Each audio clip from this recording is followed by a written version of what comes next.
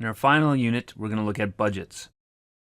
We're going to look at the costs of owning or renting a home. So let's start off with a few definitions. When owning or renting, there are certain fixed costs and certain variable costs that you might have. Note that fixed costs are the same every time.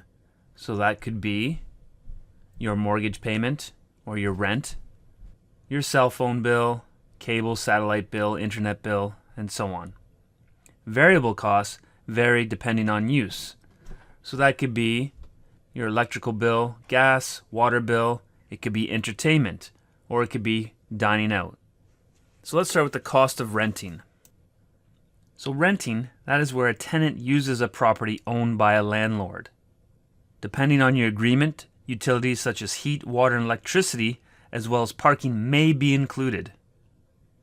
A tenant will usually pay for phone, cable, and internet, but again, that may be included in your agreement.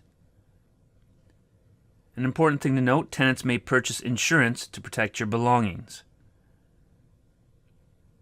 Now let's look at the cost of owning a home. First thing, a new homeowner usually must make a cash down payment and apply for a loan. Then you have to consider property tax, home insurance, and remember that owners are going to pay for all utilities, maintenance, and services they use. Condo owners may pay a fee for maintenance, administration, and improvement costs as well. So example 1, determine how much each expense will cost for 1 year. So let's say your rent was $9.75 per month. If we wanted to figure out how much that would cost per year, we would take $9.75 and multiply that by 12. Which tells you in a year you'd have to pay $11,700 for just rent alone. What about bi-weekly mortgage payments of $758.95? Since it's bi-weekly, that means every other week. So since there's 52 weeks in a year, this means there'll be 26 bi-weekly mortgage payments. And if you calculate that, that would mean in a year you'd have to pay $19,732.70. What about home insurance? So if you had semi-annual home insurance payments, let's say of $546.75, and you had to pay these twice a year, you'd have to include another $1,093.50 for home insurance payments.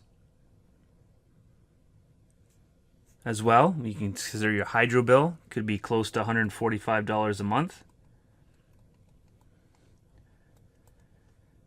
And there would be another $1,740 in a year if you owned your home.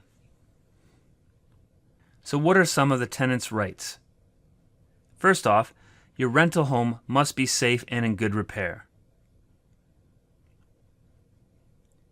You must have access to heat, hot and cold water, electricity, and fuel.